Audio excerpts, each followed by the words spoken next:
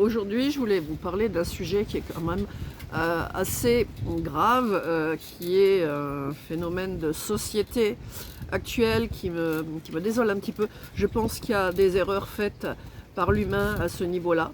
Aujourd'hui, je vais vous parler euh, d'euthanasie, d'euthanasie humaine, mais aussi parallèlement de suicide, parce que l'euthanasie est de plus en plus une tendance vers laquelle l'humain va pour régler des problèmes de l'âge, des problèmes de santé. Je peux le comprendre quand des personnes sont en grande souffrance, pour arrêter les souffrances parce qu'elles sont non résolvables, non soignables, non guérissables.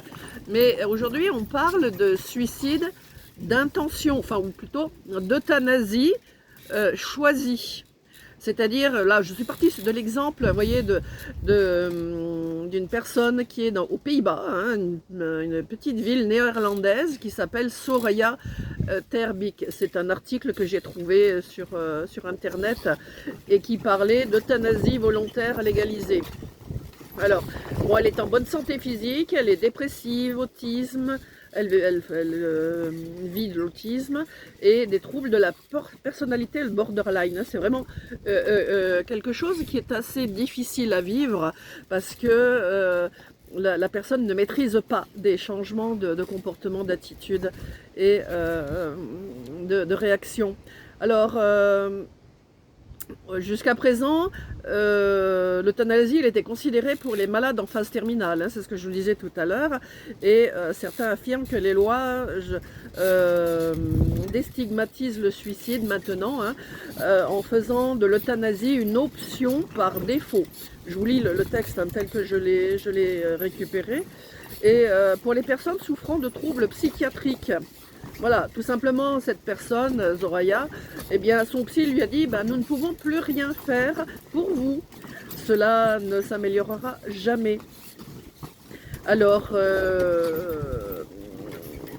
en fait, ce qu'il en ressort, c'est que la douleur, elle ne peut être traitable. Donc, l'euthanasie permet d'arrêter ses souffrances.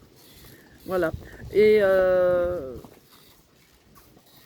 ce qui me désole un petit peu, c'est que ça, c'est l'opinion et le cours des choses en lien avec la connaissance humaine terrestre. Moi qui suis médium, moi qui suis en lien avec des âmes qui ont quitté ce monde, des suicidés notamment, puisque j'ai eu un suicide dans ma famille et j'ai travaillé sur cette notion personnellement par rapport à une personne, un membre de ma famille, et après dans mon activité pour bien d'autres personnes, cas de suicide qui se sont présentés autour de l'histoire des personnes qui sont venues chez moi se faire soulager, psychologiquement parlant, physiquement, bien sûr. Mais ce qu'il en ressort, c'est que le suicide pour l'humain terrestre, c'est un moyen d'échapper à sa souffrance, à ses problématiques, à des solutions qu'il n'arrive pas à résoudre. Le problème, c'est que, puisque moi j'ai eu les réponses par les gens suicidés, les âmes des suicidés, c'est que de l'autre côté, ils n'ont plus de corps pour résoudre leurs problèmes, mais les problèmes, ils les emportent avec eux. Et la perte de ce corps fait qu'ils se retrouvent de l'autre côté en plein désarroi et à véhiculer continuellement et pendant des durées indéterminées leur souffrance, leur mal-être. C'est ce qu'on appelle les âmes errantes, c'est les âmes sombres, celles qui hantent des lieux, qui hantent des familles, des personnes.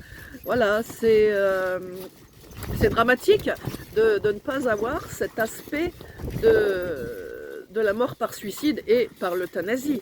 La personne qui veut choisir, si l'autorisation, la loi le lui permet, de mettre fin à ses jours par une voie chimique, eh bien, parce qu'elle n'en peut plus, parce qu'elle souffre trop, parce qu'elle n'a pas trouvé de résolution à ses problèmes, notamment psychologiques, eh bien, de l'autre côté, elle emporte ses problèmes. Elle se libère, elle croit se libérer, mais l'information de son vécu, l'âme l'emporte. Et tant qu'il n'est pas résolu, elle va en souffrir, ou en tout cas vivre des situations compliquées d'une autre manière de l'autre côté. Mais c'est pour ça que je dis, attention, voilà, la tendance autour de l'euthanasie, c'est quelque chose qui est grave. On ne doit pas prendre à la légère le fait d'autoriser le suicide par des voies plus confortables, certainement par la chimie que par d'autres moyens plus violents, mais ce n'est pas une solution pour l'être. Le problème n'est pas résolu. Et quand je reviens sur les problèmes psychiatriques, moi qui accompagne des gens qui sont en souffrance, pour moi, la majorité des gens, ce sont des souffrances psychologiques qui ont un effet et provoquent une dégradation sur le plan physique. Tout ça, je peux arriver à gérer et à réparer, aider des gens à réparer ces aspects de l'être. Et à ce moment-là, plus question de vouloir se donner la mort, plus question d'arrêter un processus de vie où on a un parcours et une expérience de vie à effectuer avant de quitter ce monde. Voilà, vraiment aujourd'hui, je lance mon petit signal d'alerte. Attention, l'euthanasie, pour résoudre les problèmes que l'humain non réveillé, non communiquant avec l'au-delà, ne connaît pas, eh bien, fait des erreurs gravissimes pour la suite de son parcours. Hein, voilà. Tant que c'est pas résolu, les âmes vont errer, à moins d'avoir des membres de la famille ou des gens un peu éveillés de son entourage qui vont travailler sur son âme dans l'au-delà pour l'aider à passer dans la lumière, le cap voilà, de l'évolution, ce qui n'est pas le cas pour tous les suicidés, hélas. Hein. Voilà, la connaissance n'est pas encore acquise dans les esprits de beaucoup de gens. Voilà, c'est pour ça que, attention, c'est vraiment une tendance dangereuse pour l'humain à ne pas se laisser envahir et trouver une facilité de cette manière-là à résoudre des problèmes que l'humain qui ne s'est pas révélé au fonctionnement de l'être depuis l'âme, eh ben, va continuer à diffuser des actes et créer des erreurs pour les âmes. Voilà, les âmes de l'autre côté, si elles ont un passif encore pas trop lourd malgré la souffrance, vont pouvoir être accompagnés et travailler sur leur histoire. Hein. C'est comme ça que je l'ai vu, c'est comme ça que là-haut on me l'a restitué, c'est que les âmes, c'est pas le repos éternel, hein. Il y a du boulot de l'autre côté, ça s'arrête pas. Alors voilà, tout ce qu'on résout finalement ici sur Terre, c'est toujours ce que l'on a de moins à résoudre dans les cieux, et qui nous obligera à revenir nous incarner pour régler les problèmes dans un corps physique ici sur Terre. Voilà, les réincarnations, c'est ça, c'est suivre un chemin pour rencontrer les difficultés, la noirceur, la négativité, pour transformer ça dans quelque chose de négatif, le transformer en positif, en lumière, de manière à ce que cette leçon de l'expérience soit intégrée par l'âme, et quand l'âme s'en va, même si elle doit revenir s'incarner plus tard pour régler d'autres choses, eh bien, ce problème sera définitivement exclu de son cheminement. Ça veut dire que l'âme va monter en vibration, va pouvoir, ce qu'on appelle dire évoluer et voire ascensionner, et monter en dimension de connaissance et d'amour inconditionnel. Voilà, le but de l'incarnation, il est là aussi, bien sûr. Je vous en dis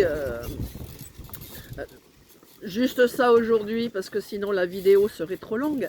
Mais voilà, l'incarnation, elle est là pour rencontrer les difficultés. Les souffrances sont propres au niveau de conscience limitée de l'humain, qui n'a pas réhabilité son aspect divin, sa connaissance du monde de l'au-delà. Il ne se l'est pas réapproprié, d'où la limitation des connaissances et les erreurs effectuées par l'humain au niveau du comportement, de ses actions, et qui sont hélas pour une part destructrices et pas du tout bonifiantes pour l'être humain. Hein, l'humain crée ses souffrances. Tant qu'il n'a pas conscience qu'il est acteur de cela et qu'il ne choisit pas l'option d'abandonner le guerrier, le destructeur, pour aller en direction, eh bien, de la paix intérieure, de l'amour tout juste, hein, voilà, de l'empathie, de l'acceptation de la différence de l'autre, de considérer que chacun a sa place et chacun a son parcours unique à effectuer, eh bien, il y aura des souffrances, des bagarres, des guerres, ça peut aller jusqu'à des atrocités, bien entendu, hein. L'humain est capable de ça quand il plonge dans la négativité pour essayer de s'en sortir en se disant bah, il faut que je sois plus fort que les autres, il faut que je détruise les autres pour survivre. Voilà, hein, il y a un peu cette idée-là dans le parcours négatif de l'être. Alors que quand on se connaît, quand on connaît le processus de la vie et de la mort, du pourquoi du processus de la vie et de la mort, voilà, qu'on connaît le cheminement au-delà de l'incarnation dans le corps physique, ça change les donnes, ça change la vision que l'on a du monde et des autres. Donc voilà, bon, moi je peux que vous inviter à vous réveiller hein, à ces données-là, à ces connaissances. Il y a suffisamment d'outils, de livres, de gens qui diffusent ces connaissances-là pour que on en sache un petit peu plus. C'est important de faire ce chemin. Parce que tant qu'on ne l'a pas fait, eh ben on va faire des allers-retours entre là-haut et ici-bas pour refaire des expériences, recommencer à zéro, revivre les mêmes expériences jusqu'à ce qu'on se dise oh là là, j'en peux plus, il faut vraiment que je trouve une solution.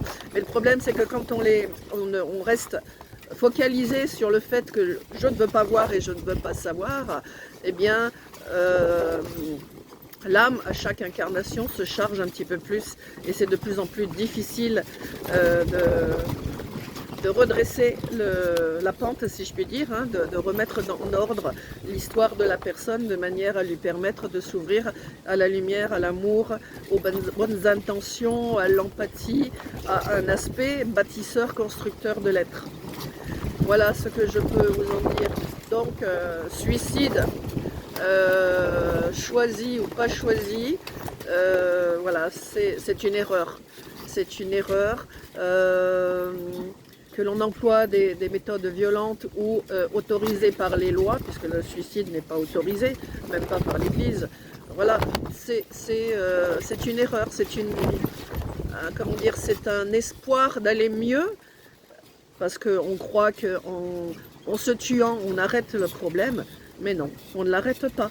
Il continue, il nous suit, jusqu'à ce qu'on l'ait résolu, en travaillant là-haut, ou en se réincarnant, en recommençant à zéro le parcours pour trouver la solution à ce qui nous a amené à porter ces charges. Et ces charges, ben, on les ramène sur Terre et on recommence le processus à refaire les mêmes âneries. Tant qu'on n'a pas dénoué le processus, tant qu'on n'a pas résolu le problème, eh bien, il va se représenter et nous faire tomber encore et encore. Alors, aujourd'hui, je sais, moi, hein, en connaissance de cause, puisque c'est mon métier depuis plus de 15 ans, d'accompagner les gens dans la libération des souffrances et dans la communication avec les âmes de l'au-delà, pouvoir gérer et soulager aussi les âmes de l'autre côté. Voilà, la communication avec les âmes de l'autre côté, moi, m'a permis de résoudre des problèmes familiaux qui n'étaient pas résolvables avec eux du temps de leur vivant. Voilà, ce sont des outils qui sont possiblement à notre disposition. Utilisons-les, ne nous faisons pas plus mal que le mal nous a fait de mal.